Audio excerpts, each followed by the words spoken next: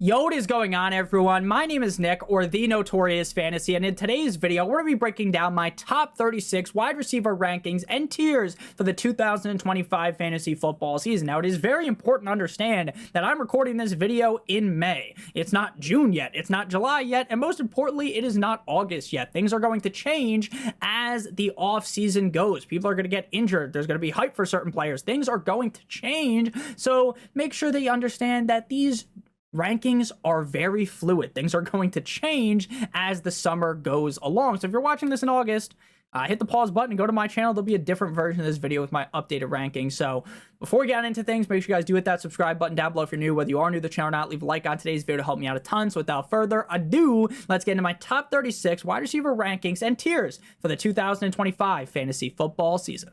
We begin with the S tier at the wide receiver position, and before you even watch this video, you probably knew exactly who was going to be in the S tier. That's going to be Ja'Marr Chase, Justin Jefferson, and CeeDee Lamb. Now, Ja'Marr Chase last season was the Triple Crown winner. This guy was absolutely dominant game in and game out, and he even scored 85.5 more PPR points on the season compared to the wide receiver number 2 last year, who was Justin Jefferson. Now, I fully understand that on a year in, year out basis, right, the guy who finishes as the wide receiver 1 in the previous year is not very likely to repeat as the head of the table. Shout out to Roman Reigns, right, to become the number 1 guy in back-to-back seasons. But Ja'Marr Chase is a very safe bet with either the first or the second overall pick. He is in an offense that is going to have to throw the ball a ton. I don't really think their defense has gotten much better. And sure, while they do have T. Higgins, Ja'Marr Chase is the wide receiver 1 on this team.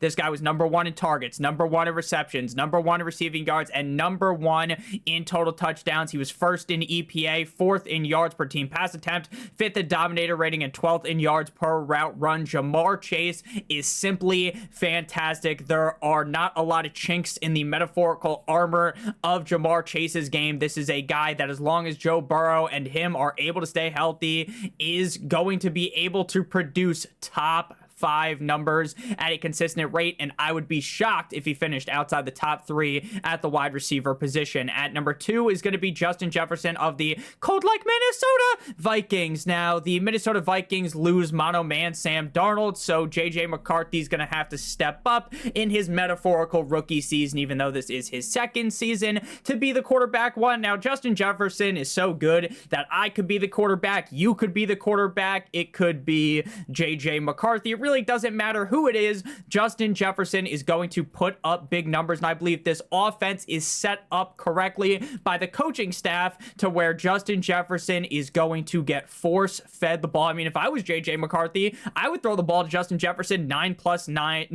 times a game, right? Anyone with enough brain cells to rub together would do that, right? Wide receiver 2 last season in PPR, wide receiver 4 in PPR points per game. He played all 17 games. He was 4th in targets, 4th in receptions, 2nd in receiving yards, and 5th in total touchdowns. Uber efficient as well. So Justin Jefferson feels like a super safe pick early on in fantasy drafts and definitely belongs inside of the S tier. Final guy in the S tier is going to be CeeDee Lamb, the Lampster of the Dallas Cowboys. Wide receiver 8 last season in PPR and the wide receiver 8 in PPR points per game. Now, he played in 15 games last season, but some of the stats are heavily swayed by the fact that Dak Prescott did miss time. Things were going a whole lot more swimmingly when Dak Prescott was the lead signal caller for the team. Obviously, whenever you lose your starting quarterback for 99.999% of the scenarios, right, the quarterback that's going to go out there is going to end up being worse. The backup is going to be worse than the starter, and obviously that impacted the production of CeeDee Lamb, but still, when push comes to shove at the end of the season, he was still solid. 6th in targets, 5th in receptions, 8th in receiving yards, though he did only score 6 total touchdowns. 30th, he had the 75th highest target accuracy rating, 18th in dominator rating, and 21st in route win rate. I'm just going to go ahead and not really worry too much about what happened last season with CeeDee Lamb. I still do believe he's one of the premier wide receivers at the NFL level, and I believe heavily in him, like his name was Joe Hendry. Moving on into the A tier here, we have one more wide receiver. There's 4 compared to 3 in the first tier, beginning with Puka Nacua of the LA Rams. Now, in terms of finish, he was only the wide receiver 26, but that's only because he played in 11 games. He was the wide receiver number 3 in PPR points per game. He was averaging 9.6 targets per game, 7.2 receptions, 90 yards per game, and he scored 4 total touchdowns at a 4.4% rate. I don't really worry about the touchdowns when it comes to Puka Nacua. Him and Matthew Stafford do have a great connection, and even with the addition of Davante Adams into this offense, I do not really believe that changes the hierarchy of this offense. Puka Nacua was able to elevate himself ahead of the Cooper Kupp, and I believe that he is going to be the number 1 option on this team ahead of Davante Adams in terms of efficiency. Things were looking beautiful, pristine for Puka Nacua last season.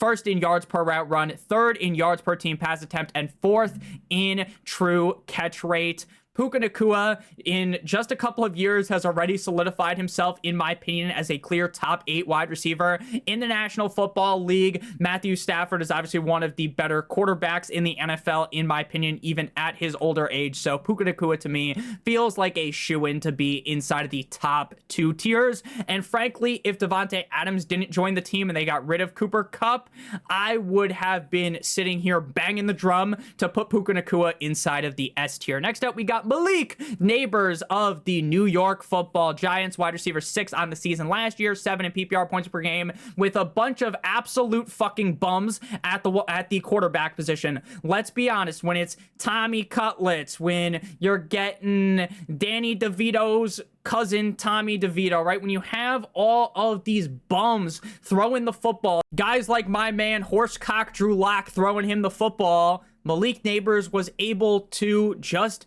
perform regardless of the quarterback play. 15 games played, he had 170 targets as a rookie, 11.3 per game, number 2 wide receiver, 109 receptions, 7.3 per game, 3rd, 1,204 receiving yards, 80.3 per game, number 7, and 7 total touchdowns, which was a 6.1% rate, 20th at wide receiver, 10th in yards per team pass attempt, and 1st in dominator rating.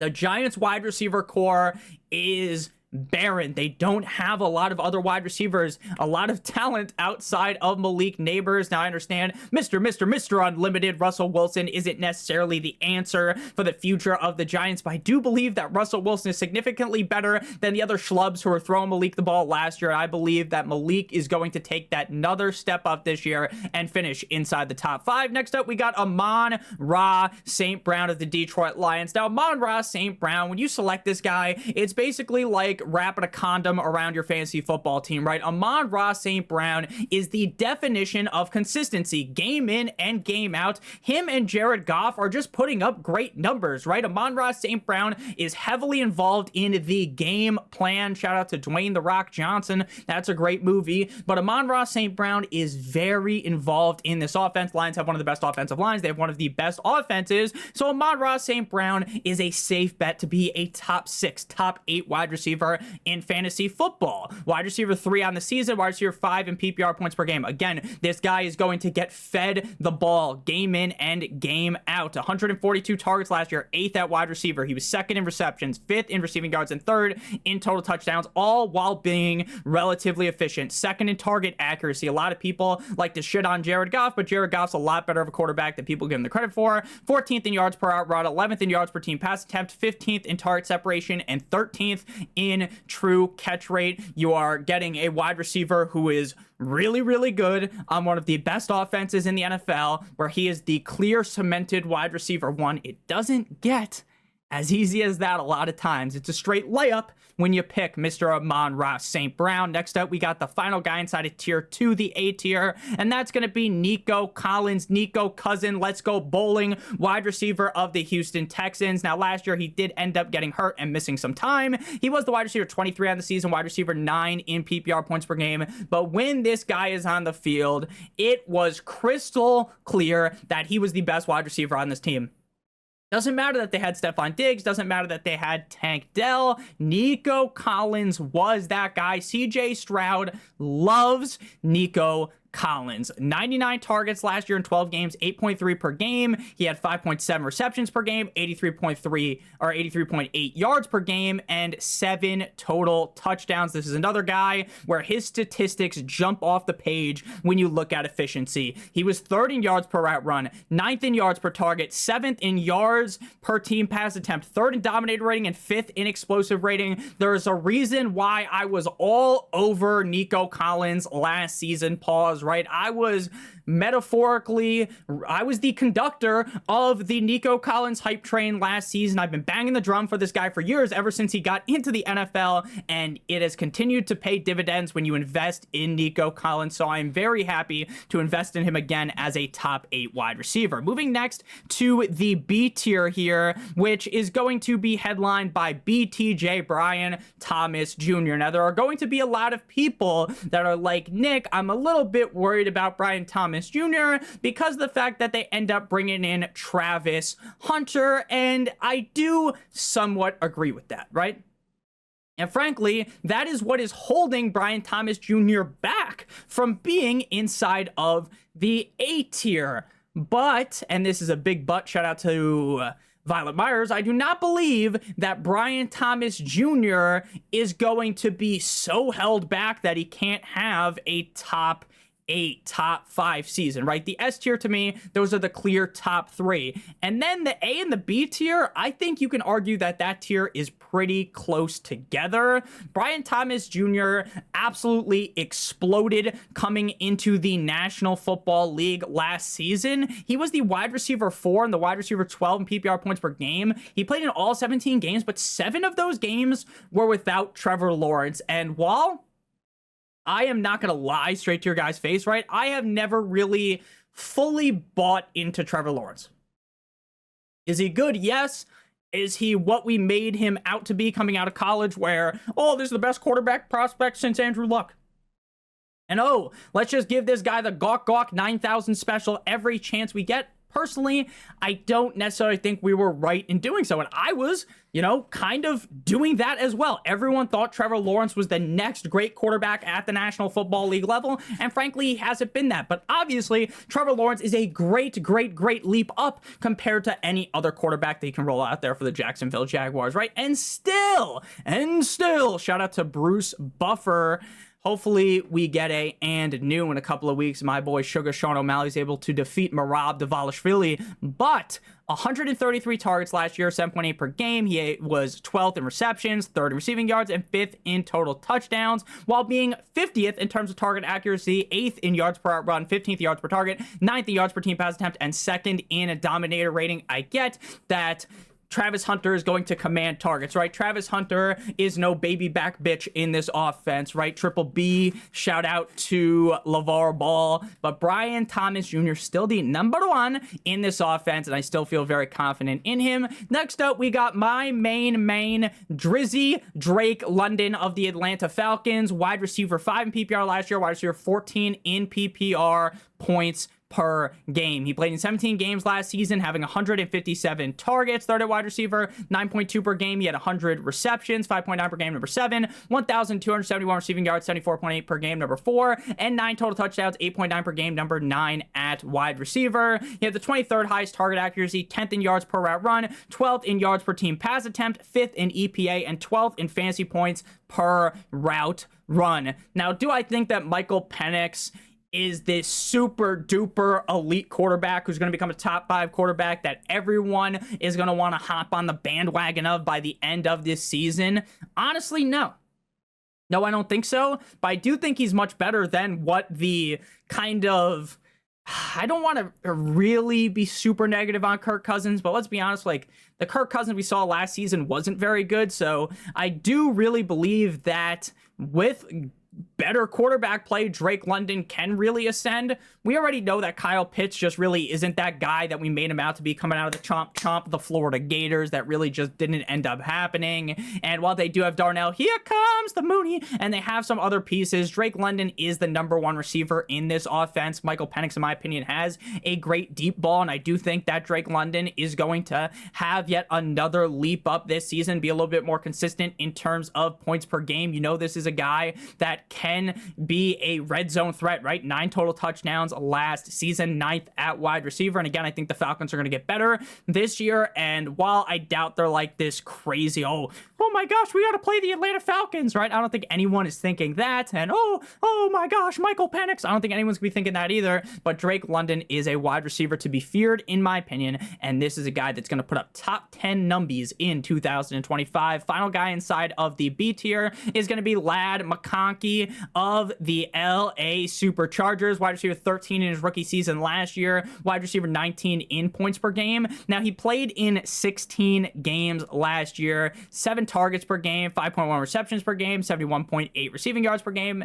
and he had 7 total touchdowns. He had a 6.9 target accuracy. Very nice. I like. Number 8 at wide receiver, 7th in yards per route run, 8th in yards per target, 8th in yards per team pass attempt, and 6th in expected points added.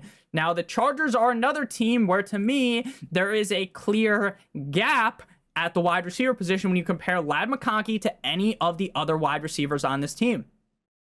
I believe that as long as Ladd stays healthy and Justin Herbert's healthy, knock on wood, Ladd McConkey is going to get force-fed the ball. Now, I don't think Ladd McConkey is like this Megatron prototype, right? I don't think Ladd McConkey's built that way. I don't think he's built like Julio Jones or something like that, but I do believe that in a game that rewards targets, receptions so heavily, I think he's going to see a big tick up in terms of targets. I think the offense is going to be even better this season, second year with John Harbaugh, and I just believe in the player that Ladd McConkey is.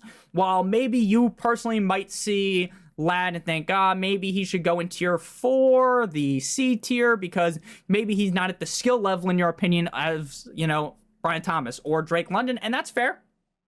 But again, fantasy football is a target game, and if I expect him to get more targets, if I expect him to be the clear number 1 receiver on this offense, I think it's fair to rank him here, even if you don't think his skill set is up there with a guy like bdge or Drizzy Drake London. Next up, we move on into the C tier here, and this is the biggest tier we have discussed so far. Obviously, it's not like this is like some massive tier with 8,000 guys in it, but we do have 1, 2, 3, 4, 5 guys inside of the 4th tier. Shout out to the burgers and fries. But before we can get on into the C tier at wide receiver, I would like to give you guys a quick word for our friends, our partner over at Underdog. If you are new to Underdog and sign up using promo code Notorious, or by clicking on the link in the video description, you will get a first-time deposit offer of up to $1,000 in bonus cash, as well as a new customer gimme pick. That gimme pick is going to be Anthony Edwards higher than half of a point. You're going to match that with another pick, and if both your picks hit, you will get around 3 times what you put in your pick'em. Obviously, if you put in more picks,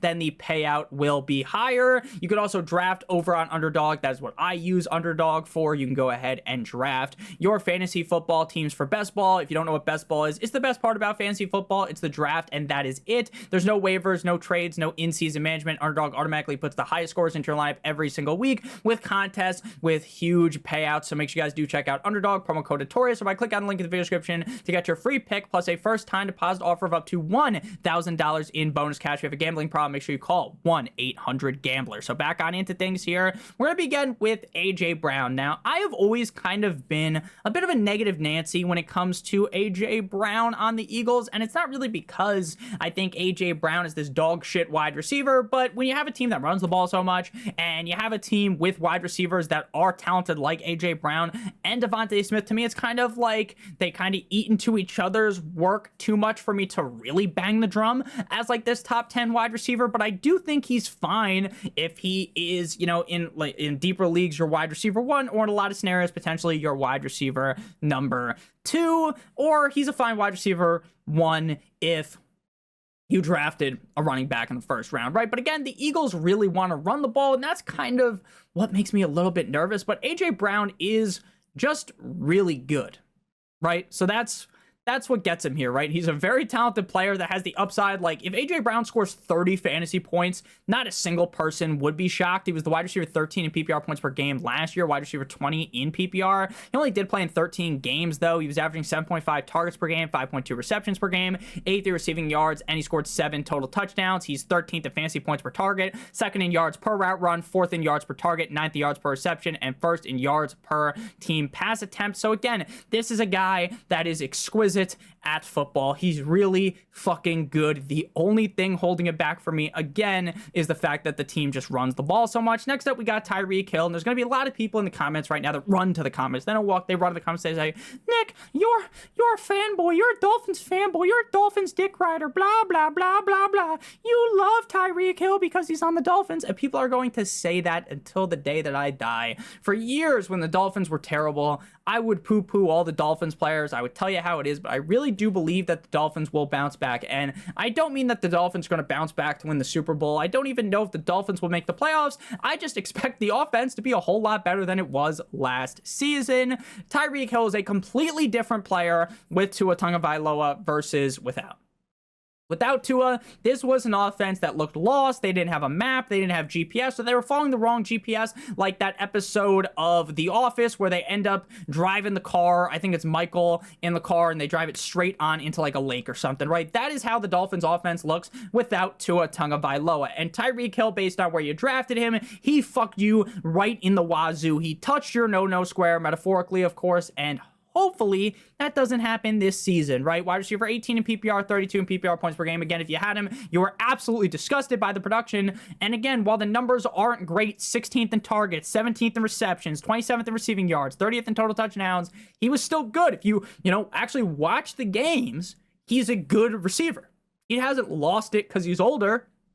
He's still that guy, pal. But the quarterback play just wasn't there. 13th in route win rate, 14th in unrealized air yards. Again, I believe in the bounce back of Tyreek Hill. Some people just, they're going to think, I think Tyreek's going to be very polarizing this year. There's going to be a lot of people that say, I'm not touching him with the 10-foot pole. I refuse to draft Tyreek Hill, whereas frankly, I am still in on him. Next up, we got Jackson Smith in the Jigba. JSN, wide receiver 13 of the Seattle Seahawks, wide receiver 9 in PPR, wide receiver 20 in PPR points per game, 17 games played last season, 12th in targets, 7th in receptions, 10th in receiving yards, and 30th in total touchdowns, 4th in EPA, and 17th in target separation.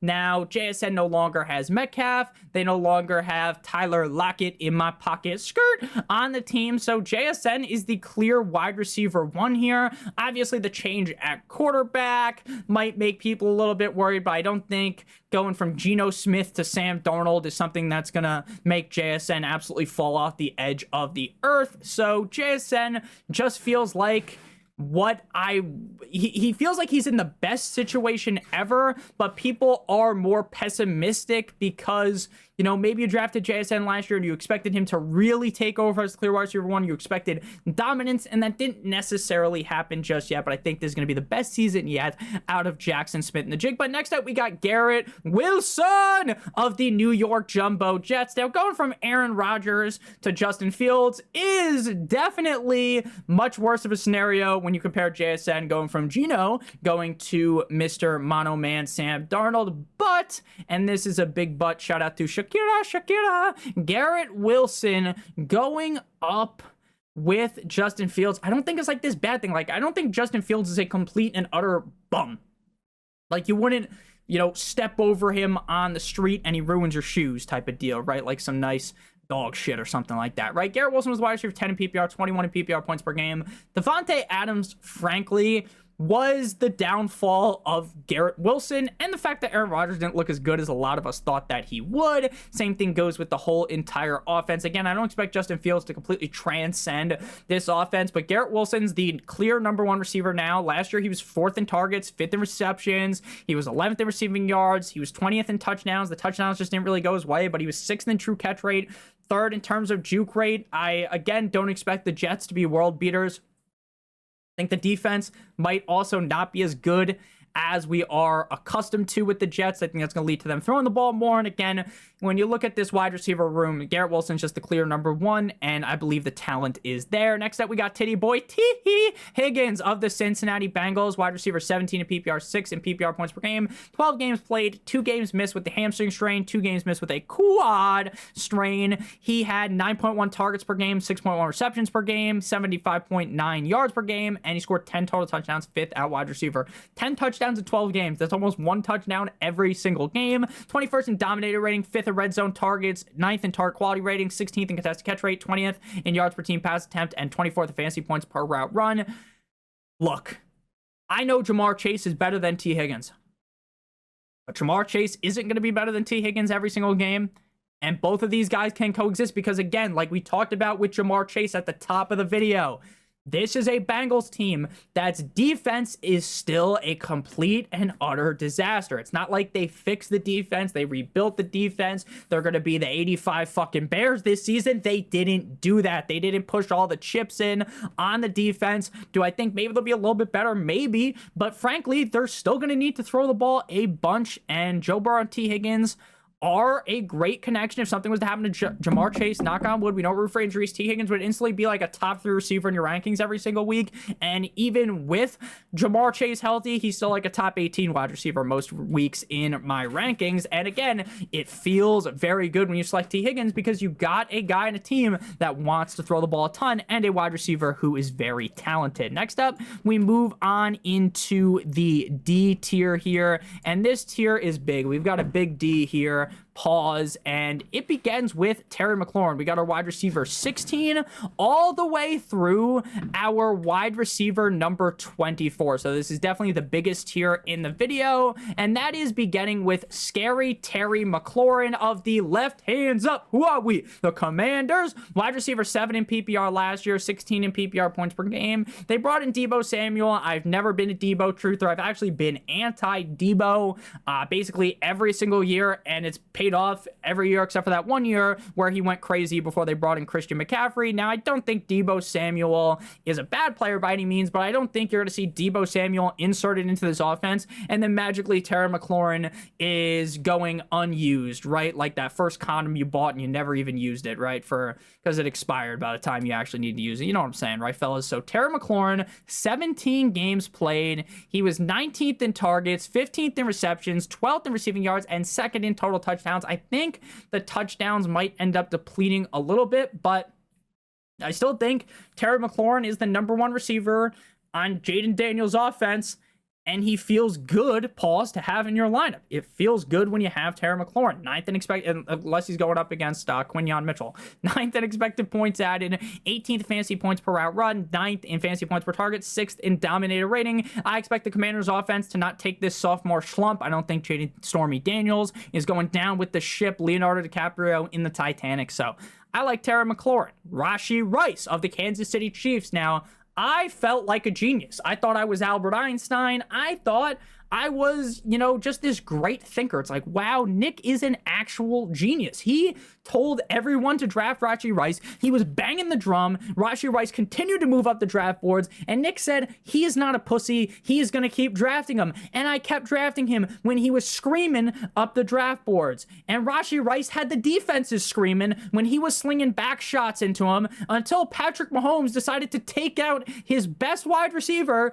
and he missed 13 games with a torn LCL. But I want you to remember, you take the member berries, you think back, you close your eyes, you envision, Nick, how was Rashee Rice last season? And the guy was absolutely fantastic. Wide receiver 15 in PPR points per game. Sure, the targets, he only had 29 targets. So he only played 4 games, 24 receptions, 288 receiving yards, 2 total touchdowns. He was averaging around 7 targets per game, 6 receptions, 72 receiving yards. He didn't play enough to even qualify for the efficiency stats. So we're not going to talk about those. Now, he could end up getting slapped with the sussy, the suspension, which wouldn't be the best. And again, you got to kind of monitor his health, because if we get into August and it's like, hey, Rashee Rice, maybe not ready to go for the start of the season, or fucking Paulie Walnuts, but he's gonna be ready by like week 3, or he's gonna be on like a bit of a restriction, then, or he might be getting suspended. Then we kind of back it up, beep beep beep. We back up our take on Rashee Rice, but as of right now, I think you're gonna be backing up the Brinks truck and you're going to be taking all that money out. You're going to be robbing the place blind. Rashee Rice, if he's playing, he's the wide receiver 1 in Kansas City. Next up, we got Marvin Harrison of the Arizona Cardinals. Marvin Harrison Jr. If you drafted Marvin Harrison Jr. last season, he kicked you while you were down. He beat you relentlessly if you drafted him. I watched all the tape at college. I saw a man that I believe could be one of the best receivers in the NFL. And did it pay off in his rookie year? Fuck no, baby, right? It was bad. It was like one of those old school movies where someone takes a pie to the face. That's how I felt drafting Marvin Harrison Jr., right? He had 6.8 targets per game, which is laughably low, 3.6 receptions per game, 52.1 receiving yards per game, and 8 total touchdowns, which was good, 13th at wide receiver, but the rest, bad. Target accuracy, down the shitter. 92nd in target accuracy, 15th in dominator rating. Again, if you look at those stats, you might be panicking. Your knees might be weak, your arms might be heavy, mom spaghetti, right? But I'm not going to worry over one bad season in his rookie year. I still believe in the guy. I believe in Kyler Murray. So I'm going to fall back into the trap. Maybe this is a huge trap. Or maybe I make out like a bandit here with Maserati Marv. Next up, we got Davante Adams. Now, Davante Adams, to me, just kind of feels like the you kind of can't go wrong type of pick unless you think he's just going to fall off the edge of the earth. You could probably argue Davante Adams to go all the way up in the C tier, if I'm being honest with you. You could argue him ahead of these guys. He feels very, very safe. Now, I still feel as though Puka's the guy. Right? I feel as though Puka Nacua is the wide receiver 1 in this offense, but it's not like two guys can't coexist on an LA Rams team with Matthew Stafford as the quarterback, right? Davante Adams was the wide receiver 11 last year in PPR, 10 in PPR points per game. He averaged 10 targets per game, 6 receptions, 75.9 receiving yards. He scored 8 total touchdowns. He was 13th in dominator rating, 17th in explosive rating, and 30th in route win rate. Again, if Puka Nacua was not in the equation, you might even talk about Davante Adams as like a top 5 wide receiver in the rankings. So again, I feel pretty good about Davante Adams. I just definitely wouldn't really want him as my wide receiver 1, which is kind of holding me back from ranking him higher. Next up, we got Magic Mike Evans of the Tampa Bay Buccaneers, wide receiver 14 in PPR, wide receiver 11 in PPR points per game, 14 games played, 3 games missed last year with the hammy. He had 25th in targets, 22nd in receptions, 20th in receiving yards, and he was 4th in total touchdowns. He still got it. Unk still got it. 14th in yards per pass attempt, 13th in yards per route run, and 11th in contested catch rate. There was a lot of people big mad last year that, oh, Baker Mayfield was feeding Mike Evans at the end of the game. Oh, how lame to celebrate after he got the 1,000 receiving yards for the millionth year in a row, right? Mike Evans is the definition of consistency. He gets in there and he does his job every single year. Is he always jumping off the page, game in and game out, dropping his nuts on the defense? No, he's not like this consistent top 12 guy, but he's going to keep putting up top 20 receiver numbers, maybe even top 15 wide receiver numbers. Like, I think that it's very possible he finishes even inside of the top 12. I just kind of think that if Chris Godwin's healthy and they drafted another wide receiver, like, it could just take enough away from Mike Evans to put him back here in this range. Next up, we got Wiki DJ Moore. Now, I have been a DJ Moore guy for a long time. I've been talking about DJ Moore since he was back on the Panthers, and I still love him on the Chicago Bears. I do think, though, you need to put like a tack into this, an asterisk, because he could end up getting traded, which I think is something that, we're not going to like fully talk about. Like, I don't think it's a guarantee he gets traded, but I do think like halfway through the season by the trade deadline, like if DJ Moore got moved, like, in terms of just talking about every receiver in this range, DJ Moore's probably he's definitely the most likely to just get traded in the middle of the season. Now, he is just going to be reliant on the offense, right? Can Caleb Williams take that next step up, right? We've seen the flashes, but we didn't really see consistency out of Caleb last season, right? DJ Moore was 10th in targets, 9th in receptions, but, the targets weren't always the best. He was getting open, though, 5th in target separation, 4th in juke rate. He was 26th in receiving yards, 30th in total touchdowns. Like, the talent's there. I still think DJ Moore is very good. I like the fact that Ben Johnson's the head coach, but we'll see because, they have Rome Odunze. They ended up drafting another receiver as well. So it's like there is a lot of competition there. It's not just because Keenan Allen's gone. Now DJ Moore's getting fucking 15 targets a game, right? They end up drafting a tight end as well early on. So it's like Loveland, they have other guys. It's not like DJ Moore's like the crystal clear #1 option on every play, but DJ Moore is really solid. The Ben Johnson offense should be able to elevate him. And again, it's really just kind of, can Caleb step up? And that's where I'm kind of a little bit more hesitant in my rankings. And while I'm not completely ranking him super duper high, so he's my wide receiver 21. Can he do something for me? Next up, we got number 22. DK Metcalf of the Pittsburgh Steelers. 15 games played last year with Seattle. Wide receiver 33 in PPR points per game, 32 on the season. He missed 2 games with a knee injury. Just like Deebo Samuel, I have been a DK Metcalf detractor for years. I've been telling you guys that you are a fool. You are going to look stupid if you draft DK Metcalf, right? You are going to be made to look like an idiot. Right? You guys ever try to sneak into a bar, you got your fake ID, and you get to the front of the line, and the bouncer basically looks at you like you have 3 heads. Your ID is obviously fake, and they kick you out, and they make you just look like a fool, right? The girls are behind you, you were trying to talk to them, and then boom, now you're in the back of the line, and you're just sitting there, just depressed. Now you look like a fool, and maybe they took your fake ID, and that's how people have been feeling McLovin for years. They've been feeling so bad. But let's just keep falling into the trap. Every year, people fall into the DK Metcalf trap. There are certain players that everyone just looks at, like if you just envision DK Metcalf without a shirt on, not to be a little bit weird, right? The guy is jacked, he's chiseled, he's built like a Greek god, and Adonis, right? And then you see him play, and you're like, holy shit, this guy's really good, but he never really was able to put together that huge season. But now he's in Pittsburgh. It's like, he's definitely the #1 receiver there. They don't have George Pickens. Aaron Rodgers is going to be the quarterback there. So I'll just believe in Metcalf. Now, again, Nick, why do you just magically believe now? Because he's clearly the #1 guy. There's no Lockett there. There's no other ancillary piece that's going to be sucking in targets like Kirby, right? That's not going to be happening here. DK Metcalf is the #1 guy on the team. Again, I get 108 targets, 66 receptions, less than 1,000 yards, 992, 5 total touchdowns. Isn't good, but I do believe in the upside of DK Metcalf, and I've been right about him for a while, so hopefully the flip-flop here, us being in on DK Metcalf, means he's going to actually have a good season. Next up, we got Courtland Sutton of the Denver Broncos, famously nicknamed by Captain Spock. Down in the comment section, my main Captain Spock, also in the Discord. If you're in the Discord, Captain Spock's always in there. Courtland Sutton is what he calls him. Now, I've always liked Courtland Sutton as well. He's another one of these guys that, he's the something of my eye. What is that saying? I don't know what it is off the top of my head. But yeah, he's just a guy that I've always really liked. Jerry Jeudy was kind of ahead of him, and it's like, I always thought he was better than Jeudy. Then Judy's gone, big booty Jeudy, and it's like, again, this is like another team where it's like, they got Marvin Mims, they've got these other guys, but it's like, Courtland Sutton's the guy. Bo Nix puts it together a good season. It just feels like if Courtland Sutton's your wide receiver 2, or in better scenarios, your flex, like, you're just happy with him, especially if Bo Nix takes an even higher step up. He was 8th in true catch rate, 13th in targets, 17th in receptions. He had over 1,000 receiving yards, 13th, and he was 13th in total touchdowns. Again, like, I don't want to sit here and pretend like Courtland Sutton's this locked and loaded top 12 guy, because he's not. I don't have him ranked that way, but I do definitely think he should be ranked inside the top 24. Next up, we got Chris Godwin of the Tampa Bay Buccaneers. He missed 10 games with a dislocated ankle, which really fucked up what could have been Chris Godwin's best season in the NFL. Wide receiver 2 in points per game.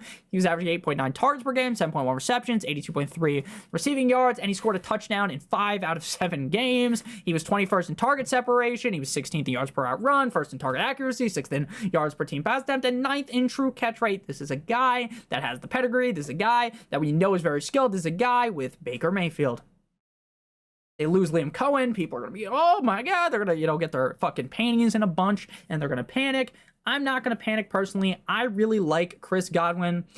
It's really just all about the injury, like how, again, when you hear in May, oh, he's doing great, like, that doesn't really mean diddly squat until you actually see him out there, even in training camp, moving and stuff like that. So Chris Godwin's a guy that could heavily move in my rankings based upon a couple of videos of, like, okay, how good does he actually look maneuvering with the ankle injury. Now we move on into the E tier here. We're beginning with Tet McMillan of the Carolina Panthers. He was the 8th overall pick in the 2025 NFL draft out of Arizona. 12 games played in 2024 at 21 years old at the U of A. 84 receptions for 1,319 yards and 8 touchdowns. 2023 in 13 games. He had 90 receptions for 1,402 yards and 10 touchdowns. Bryce Young really showed out last season towards the end. I was a Bryce Young guy in the offseason. I wasn't telling you guys, draft him in your regular fantasy draft. I was saying, hey, if you're doing a best ball draft on Underdog, promo code Notorious, make sure you sprinkle in some Bryce Young, because while he didn't really look good in his rookie year, I did believe that, you know, the patchwork was there, right? You could see some of it. I saw it a lot in college. I thought he was a good player. I know he's a fucking midget, but he's good. Like, he's a talented guy, and sure, it took a while. It took him getting benched for the Ginger Ninja himself, the Red Rifle, fucking Andy Dalton, Red Rocket. But yeah, I mean, Ted McMillan, he's a top 10 NFL draft pick, the best wide receiver in the 2025 NFL draft class. Sure, they've got Xavier to somebody that you might get. They've got Unc Adam Thielen, and maybe it takes some time for Ted McMillan to really ascend as like the lead guy in this offense. I do believe he has that league winner upside where maybe for the first 4 or 5 weeks, if he's in your lineup, you know, he's doing you dirty. But by the end of the season, when, you know, you're in your playoffs, I think that's when he's really going to start to show out. Next up, we got Devontae Smith. Now, we talked about A.J. Brown, and I kind of just talked about why the Philadelphia Eagles offense kind of scares me for wide receivers, because they want to run the ball. They have Jalen Hurts, and they have Saquon Barkley. They want to run the ball. They have A.J. Brown. They have Devontae Smith, right? Talented guys. Guys that, hey, you know, if something happened to A.J. Brown, again, knock on wood, I don't root for injuries. I'm just, you know, putting this out there. Hey, if A.J. Brown was to get hurt, we would be talking about Devontae Smith way higher. If Devontae Smith got hurt, we'd be talking about A.J. Brown even higher, right? So these are guys that are very good on their own. They're not the safest bets every single week because, again, the team really wants to run the ball, but the upside is there when you have an offense that can explode in a big way like the Philadelphia Eagles. Wide receiver 27 last season, 17 in points per game. He played 13 games last season. He missed 1 game with a concussion, 2 games missed with a hamstring injury. He was 42nd at wide receiver, 28th in receptions. He was 33rd in receiving yards and 13th in total touchdowns. The efficiency stats are solid as well. 5th in yards per team pass attempt, 21st yards per out run, 19th in yards per target, 8th in dominator rating. This is a guy that everyone liked coming out of college, the Slim Reaper. Everyone likes him now. Again, he's just not in that same other range because I don't really see the consistency being there. And again, because the team wants to run the ball so damn much. Next up, we move to Zay Flowers. Now, Zay Flowers is a guy that I was really talking up last season. I was liking what I saw out of Zay Flowers in 2023. I was ready to invest in 2024, and it just didn't really work that way. Like, it didn't work terribly, right? Like, if you drafted Zay Flowers, at least based on where I remember him going, it's not like he ruined your season, right? It's not like he was this first-round pick that ended up being a colossal bust, where if you drafted him, your fantasy football team instantly took a uppercut straight to the dome, Rocky Balboa style, right? But it did, obviously, like, he wasn't really helping your team. Wide receiver 25, 35 in points per game. This is another guy that's on a team that really wants to run the ball. The biggest difference between him and Devontae Smith is that Devontae Smith has had better seasons, and that Zay Flowers is like the actual number 1 on his team. But again, I believe in Zay Flowers. I just don't trust that Zay Flowers is really ever going to be this guy that scores like 10 plus touchdowns. I think you're kind of going to be stuck in like the 6-8 touchdowns if you're lucky range, and that does really hurt him, which is kind of the conclusion that I've came to just put him behind Devontae Smith. I would love to rank the next guy ahead of him, which is Stefon Diggs, but frankly, he tore his ACL last season, and I still think that Diggs has it, and I think he's the clear number 1. But I don't know how much I want to invest fully, like put all the chips to the center of the table. I think I've already used that analogy already, but like really go all in on the Patriots. First year of Vrabel as the head coach, second year of Drake May. Like, the offensive line isn't super duper incredible. That's just kind of my thought. That's why I don't have Diggs ranked out of him, but I do think, like, last year I was all out on Diggs, not even remotely thinking about drafting him. I made videos where I'm pretty sure he was on the thumbnail, like, do not draft. If you draft this guy, you've got a hole in your head. If you draft this guy, you're a buffoon. Don't let your idiot league mates draft this guy type deal. Let them draft him. Don't you draft him. Don't you be the idiot league mate, right? I said that. And Stefon Diggs ended up being okay, right? He gets hurt, so I was correct, right? Hey, don't draft him. He was the wide receiver 18 in points per game. He wasn't as good as Nico Collins, which I said. I honestly do believe that Tank Dell was better than him too. In my opinion, Tank Dell's a better player, but we obviously didn't see that really play out. 8 games played in Houston. He tore his ACL in week 8, leading him to miss the rest of the season. He was averaging 8 targets per game, 5.9 receptions, 62 receiving yards per game, and he had an 8% rate of his touchdowns. So 8% of the time he caught the ball, he scored a touchdown, 4 total touchdowns. He was 18th in true catch rate, 26th in target separation, and 8th in route win rate. Again, coming off the ACL when you're a little bit older, like Diggs, doesn't give me the biggest vote of confidence, but I do think that Drake May is a very talented quarterback, and if Diggs really is healthy, and if Drake May is the guy that we think he could be, I think Diggs could finish much higher than this, and I already have him ranked much higher than the expert consensus rankings on fantasypros, so I don't feel bad about where I've got him ranked. Next up, we got Jerry Jeudy of the Cleveland Browns, wide receiver 13 in PPR, 24 in PPR points per game. Now, coming out of college, I was a Jerry Jeudy enthusiast. I was a Jerry Jeudy dick rider, metaphorically. I really like Jerry Jeudy. Did it work? No, it really didn't work in Denver, but it worked in Cleveland. Now, I know he put up numbers with so-so quarterbacks last year, wide receiver 13 PPR, 24 PPR points per game, but we're entering into a similar situation where the quarterback room is very dicey. We're entering into a scenario where maybe he just can't find his rhythm because they go 3 weeks of Flacco, 3 weeks of maybe Kenny Pickett. You get maybe Watson, potentially.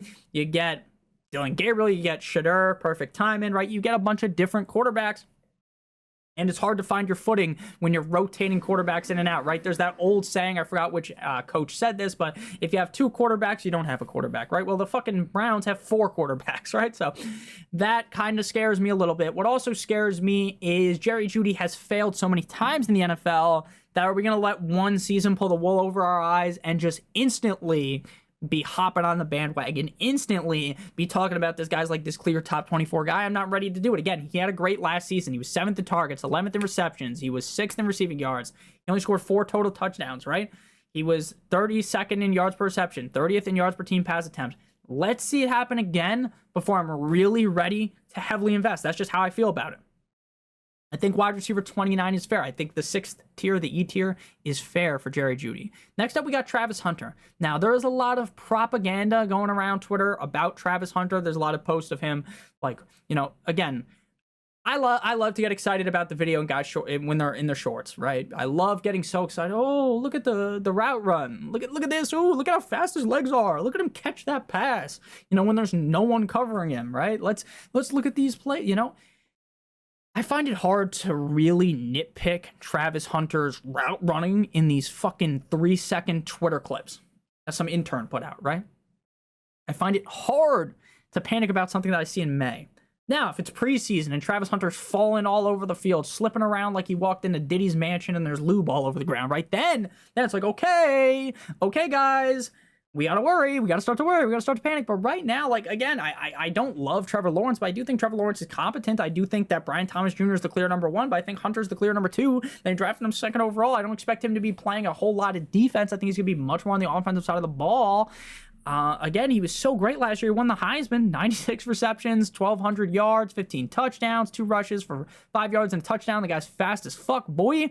4.39 40-yard dash, 94th percentile. Travis Hunter made a lot of plays on balls that I think Shedeur really didn't aim correctly. Where he was off, Travis Hunter corrected, got to the ball. I'm not trying to shit on Shedeur because I actually do like Shedeur Sanders probably more than most people. I'm not like I almost said Mel Gibson. Freedom! Mel Brooks. Is that his name? Fuck. Mel Brooks. Is that someone else? Mel Brooks, is that an actor? I think so. Is that the guy that's in Caddyshack? I don't know. I don't know. There's gonna be someone in the comments, Nick, that's obviously not Mel Brooks, that's someone else. But or that is. You're so smart, right? But Mel Kiper, dude, he was going bananas. Why the fuck is Shedeur not getting drafted, dude? He was ready to just he was going to war for Shedeur, right? I like Travis Hunter.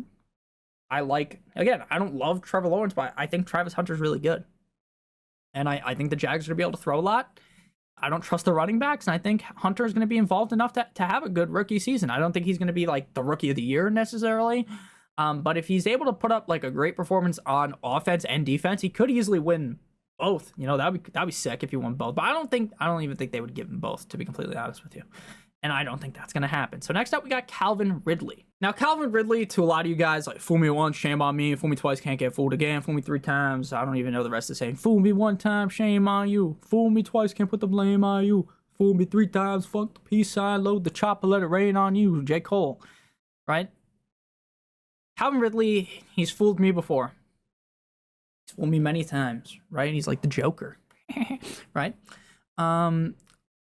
I still like him. Sue me. I still like Calvin Ridley. I get that last year wasn't great, but Will Levis sucks dong. Will Levis ain't good. Wide receiver 41 in PPR points per game last year for Ridley. Again, it wasn't great. It wasn't great. But if you look at the efficiency, again, some people take things from very base level, right? You look at the stats, you say, Nick, he was 18th in targets, but he was only 34th in receptions. He was 18th in receiving yards, and he only scored 5 touchdowns, right? That's not great. His finish wasn't great.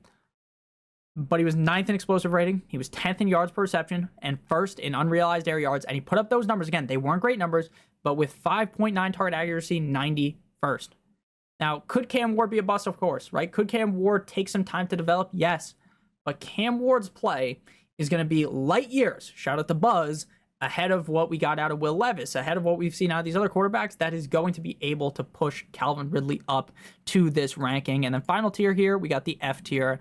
Xavier Worthy, Chris Olave, Juwan Jennings, George Pickens, and Jaylen Waddle. I don't want to yap too long about these guys.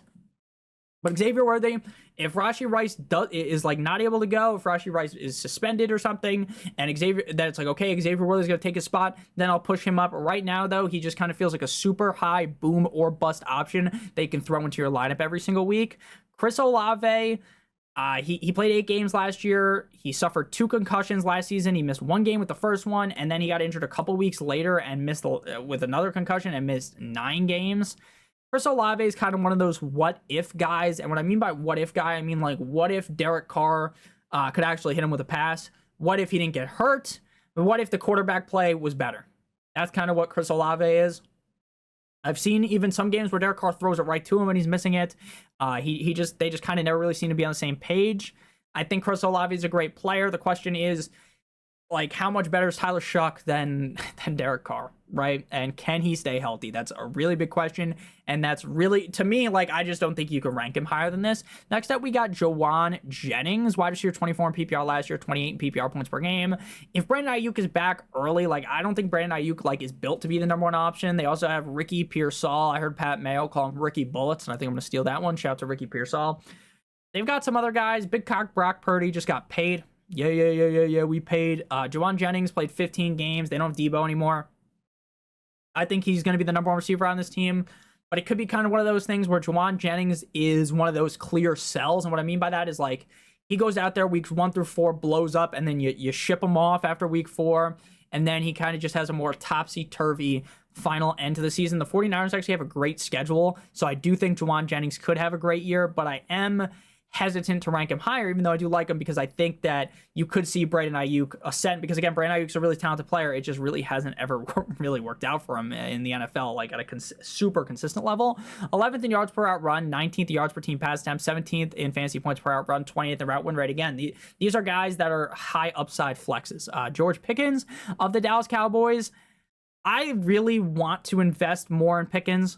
But even with Pickens being the number 1 guy in Pittsburgh, he never really found that elite footing, right, that a lot of us probably thought he would. Now, you could blame it all on the quarterback play. You can blame it on the alcohol, right? You can blame it all on the quarterback play. Get his midget hands. Kenny Pickett, small hands. Kenny Pickett, all these other guys. Sure. And look, I get it, but he just never really showed out to me. And now he's clearly the number 2 behind CeeDee Lamb. Dak definitely lifts his upside, but again, I don't think anyone should be talking about Pickens like as this top 24. Could he finish as the wide receiver 24? Of course, but I don't think you're going to see him magically finish as like a top 18 guy.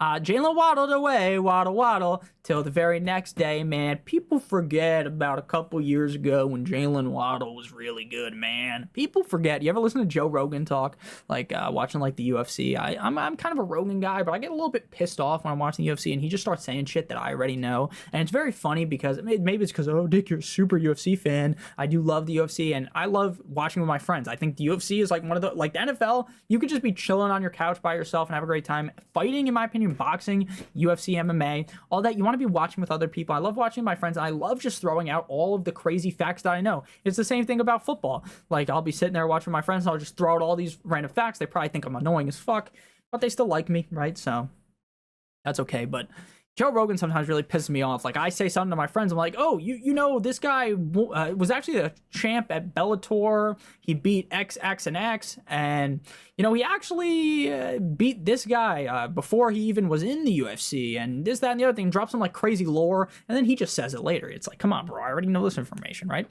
Wide receiver 46 in PPR, wide receiver 55. Like, remember, man, Jalen Waddle was really good a couple years ago. And I like Jalen Waddle. I'm a Dolphins fan, obviously. He's my boy. I love his celebration. Hit the fucking Waddle, right? Tua sucked donkey dick last season. Okay, look, Nick, that's too far. Okay, he wasn't that bad last season, but the other quarterbacks were terrible. They were fucking terrible. They made me want to jump through my television screen and choke out Chris Greer for not giving us an actual backup. I wanted to swanton bomb Skylar Thompson, that dumb bitch that was the starting quarterback of the Dolphins for multiple games. I cannot stand this organization. They piss me off so much. I love Jalen Waddle. I think he's a great player, but with the Jonnu Smith ascendance, with the fact that Tyreek's still there, with Jonnu, with Devon 2 Chains, I think Waddle's down in this range. Thank you guys all so much for watching. If you did end up enjoying, make sure you guys hit that subscribe button like it owes you some money. Leave a like on today's video. It would help me out a ton. If you want to follow me on Twitter or X, please do so at NotoriousFantasy. Make sure you guys check out Underdog. Promo code Notorious to get that free pick, plus a first-time deposit bonus of up to $1,000 in bonus cash. I love you guys more than you will ever know. I hope you guys have a great one. And as always, good boy.